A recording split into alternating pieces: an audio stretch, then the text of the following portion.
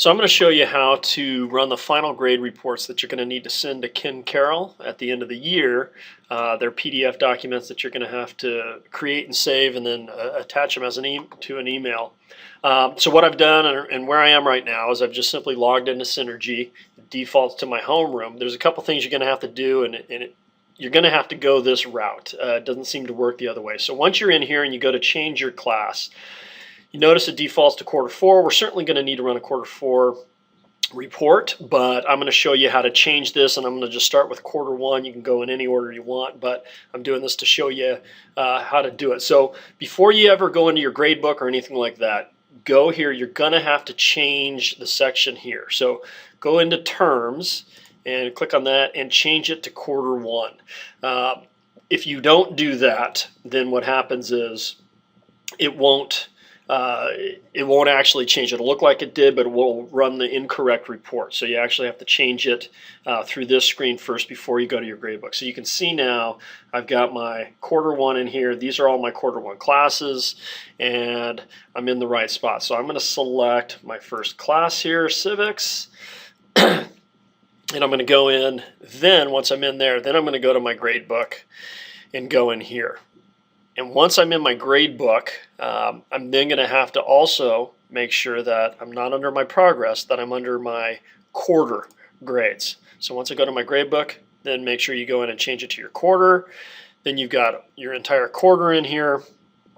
And once you're in your first term, your first quarter and the entire quarter, then you're ready to go. Then you go in here to reports, and it defaults to the detailed progress report. You don't want that. You want print grade book. It'll change this over. I'm going to use student names. I'm going to run for selected classes. I don't need my homeroom. And then I'm just going to select all 3 classes. I'm going to run that report.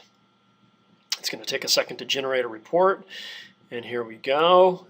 It'll give me all their assignments, their final grades, all that kind of stuff. So you want to make sure you got your final grades ready to go and all that. Once you're in here, here's my report. You can see it's pretty long. It's got all the different classes in here. But I've got that. Then I want to save this. So I'm going to go to File, Save As.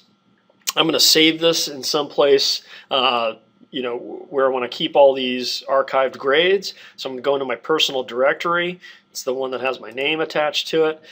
In here I've made a grades folder. You can see that right here. I'm going to open that up. Inside I've got my current grades, or I've got my archives. I'm going to go into my archives folder. I'm going to go down here, and I'm actually going to create a new folder for myself for this year. New folder 2015-16. There it is. Then I'm going to open it up, put it in here. You can see I've got some crazy name here. I'm going to name this Q1. I'm going to hit save, and I'm good to go. And it saved it. So then I've got to close back out of here.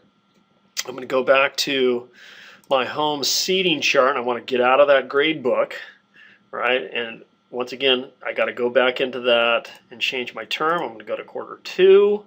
Here you can see, yeah, I still got my same courses that are correct. Okay, Q2. Then I can go into gradebook. Once again, I know I need to change this over. You can see this is still a mess. Even though I changed it, it didn't change it here. So then I'm going to go back in to Q2 here. And let's see, yep, that finally changed. So I'm good there. It's still taking first quarter progress. I don't know what that's about. Let me get out of here. Maybe that'll change. Q2. I'm just going to roll with this, right? What else can you do? And go back to my reports and do that same thing over again. And then once I have all 4 of my reports, then I can send an email to Kim Carroll, attach those 4 files, and I'm good to go.